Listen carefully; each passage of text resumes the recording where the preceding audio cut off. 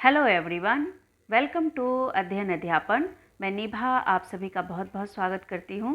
तो फ्रेंड्स, आज की इस वीडियो में हम लोग एसएससी एमटीएस 4 मई शिफ्ट फर्स्ट के पेपर की एनालिसिस करेंगे और देखेंगे कि आज के पेपर में क्वेश्चन कहां से पूछे गए थे और उसका आंसर भी समझेंगे। देखिए, अगर आप लोगों का आज एग्जाम था तो आप लोग अपने आंसर की चेकिंग कर सकते हैं और जिनका पेपर होने वाला है वो इसकी प्रैक्टिस कर सकते हैं और देख सकते हैं कि क्वेश्चन कैसे पूछे जा रहे हैं। तो चलिए स्टार्ट करते हैं क्वेश्चन को पढ़ना। देखिए, अगर हम यहाँ पर पहले क्वेश्चन की बात करें तो खेलो इंडिया यूथ गेम से प्रश्न पूछा गया था, जो कि आपके करंट अफेयर से है और इसका जो आयोजन है वो 2023 में कहाँ हुआ था। तो अगर बात करें तो यहाँ पर ये मध्य प्रदेश में हुआ था और मध्य प्रदेश के 8 शहरों में हुआ था। उन शहरों के नाम भी आप लोग याद कर लीजिएगा। तो आज तो ये पूछा था कि कहाँ हुआ था, हो सकता है कि 8 शहरों में से भी किसी का नाम पूछ ले, तो इनको ज़रूर याद कर ले। इसके बाद अगर बात करें कि प्रथम खेलो इंडिया यूथ गेम का जो आयोजन है वो सबसे पहले कहाँ और कब हुआ था, तो बिल्कुल ये 2018 में हुआ था और दिल्ली में हुआ था। तो ये कुछ एडिशनल जानकारी जो पूछा जा सकता है। इसके बाद अगर हम नेक्स्ट क्वेश्चन की तरफ बढ़ें तो प्रधानमंत्री ग्रामोदय योजना का शुभारंभ कब हुआ था। तो देखिए, यहाँ पर अगर आंसर की बात करें तो 2000 अगर आपका वहाँ पर ऑप्शन में था तो ये भी सही था, क्योंकि इसका जो सही वर्ष है 2000 से 2001। अगर इन दोनों ये एक साथ है तो ये ऑप्शन होगा, अगर 2000 है तो ऑप्शन ये वाला होगा, अगर 2001 है तो आप एक पे लगा के आएंगे। तो इनमें से कोई एक पे ही लगाना है। तो जैसे कि मैंने यहाँ पर 2001 लिखा है, अगर ऑप्शन में 2001 ना हो तो 2000 भी आप लोग लगा सकते हैं। इसके बाद अगर नेक्स्ट क्वेश्चन की तरफ बढ़ें तो देखिए क्वेश्चन नंबर 3, निम्नलिखित में से कौन सा सम्राट का कलिंग युद्ध के बाद बौद्ध धर्म को अपनाया था। तो देखिए, ऐसे कौन से सम्राट थे जिन्होंने कलिंग युद्ध के बाद बौद्ध धर्म को अपना लिया था।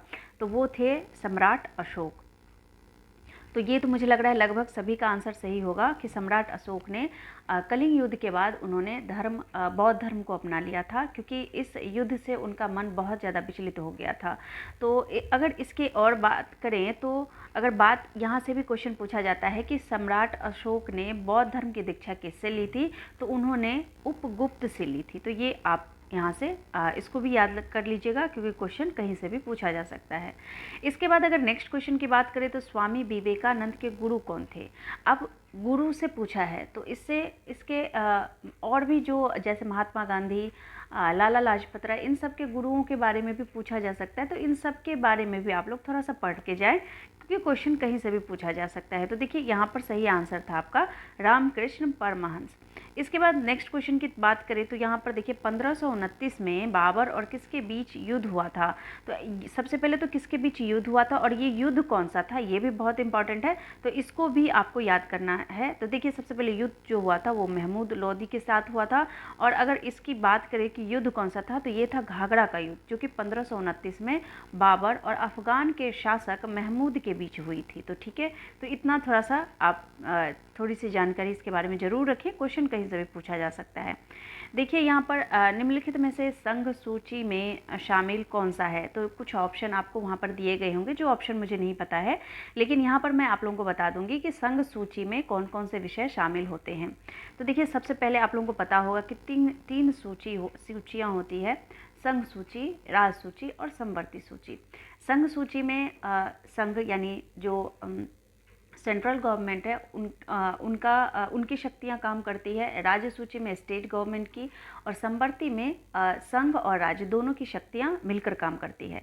तो देखिए, सबसे पहले अगर बात करें तो संघ सूची के मुख्य विषय हैं। इसमें अगर देखें तो कौन कौन से विषय आते हैं, तो देखिए रक्षा, विदेशी मामले, मुद्रा और सिक्का, युद्ध और शांति, परमाणु ऊर्जा, राष्ट्रीय संसाधन, रेलवे, पोस्ट और टेलीग्राफ। और इसके बाद अगर बात करें तो देखिए नागरिकता, नेविगेशन और शिपिंग, विदेशी व्यापार, अंतर्राज्यीय व्यापार, वाणिज्य, बैंकिंग, बीमा।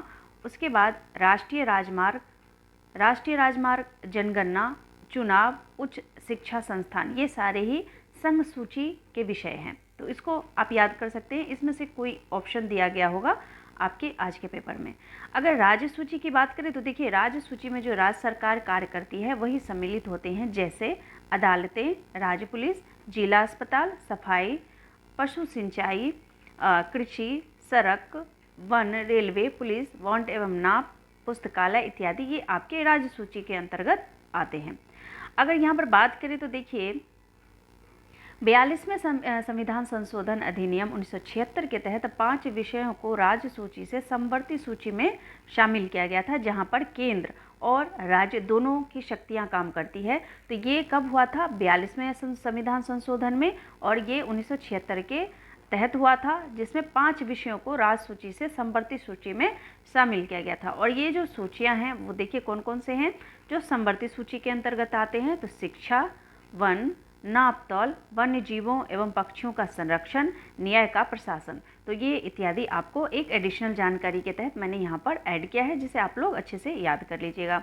इसके बाद अगर बात करें तो संविधान लागू होने के समय संघ सूची में देखिए कितने विषय थे? 97 विषय थे, यानी 97 विषय थे, और अब कितने हो गए? 98 हो गए। इसी तरह राज्य सूची में 66 थे, जबकि 62 हो गए हैं, और समवर्ती में अगर बात करें तो 47 था, जबकि अब कितने हो गए हैं? 52 विषय हो गए हैं। तो इन सबको भी थोड़ा सा याद करके जाए, क्वेश्चन कहीं से भी पूछा जा सकता है। इसके बाद अगर बात करें तो निम्नलिखित में से किस ग्रह को पृथ्वी का जुड़वां ग्रह कहा जाता है और सबसे चमकीला ग्रह कहा जाता है, सुबह का तारा कहा जाता है? यानी एक ही ग्रह के कई क्वेश्चन बन सकते हैं। तो यहाँ पर ये सही ऑप्शन था, वो था शुक्र ग्रह। शुक्र ग्रह को ही पृथ्वी की बहन भी कहा जाता है, सबसे चमकीला ग्रह कहा जाता है, क्योंकि ये बहुत गर्म ग्रह होता है। और ये सुबह का तारा, क्योंकि आप देखेंगे सुबह के टाइम में ये शुक्र ग्रह बहुत ज़्यादा चमकता रहता है, इसीलिए उसे सुबह का तारा भी कहते हैं।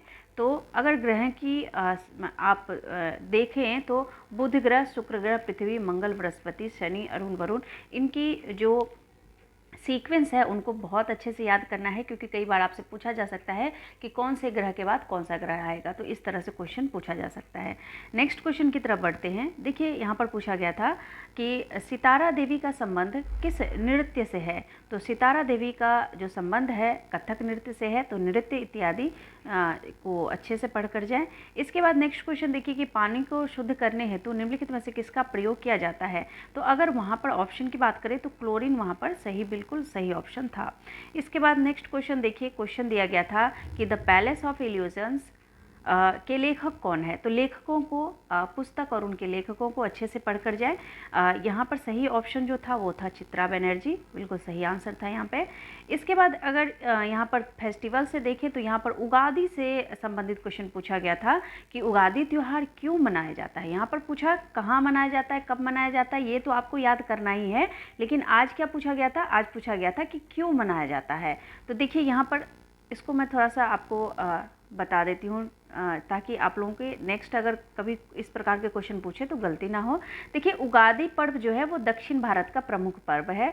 दक्षिण भारत में नववर्ष के रूप में उगादी पर्व मनाया जाता है, और उगादी का त्यौहार हिंदू पंचांग के मुताबिक कब कौन से माह में मनाया जाता है? चैत्र माह के प्रथम दिन मनाया जाता है। और इसे कहाँ कहाँ मनाया जाता है उगादी के नाम से? कर्नाटक, आंध्र प्रदेश, तेलंगाना राज्यों में इसे प्रमुख रूप से मनाया जाता है। तो ये आपने जाना उगादी के बारे में। इसके बाद देखिए अगर नेक्स्ट क्वेश्चन की बात करें तो संगमरमर का रासायनिक नाम क्या है? तो संगमरमर का रासायनिक नाम है कैल्शियम कार्बोनेट। इसी तरह से आप और किसी चीज़ का भी मतलब अच्छे से पढ़ कर जाए, कहीं से भी क्वेश्चन पूछा जा सकता है। तो इसका रासायनिक सूत्र अगर बात करें तो CaCO3 होता है, तो इसको अच्छे से पढ़ कर जाए। इसके बाद क्वेश्चन पूछा गया था कि जनगणना 2011 के अनुसार भारत में शहरी जनसंख्या लगभग कितनी है? तो ये है 31.2%। तो यहाँ से आप लोग अच्छे से इसको पढ़कर जाएं। ग्रामीण का पूछा जा सकता है तो 68 कुछ % है, तो उसको भी आप लोग देख कर जाएं। सुल्तान जौहर कप का संबंध किस खेल से है? तो ये हॉकी से है, तो इसको थोड़ा सा आप लोग अच्छे से पढ़ कर जाएं।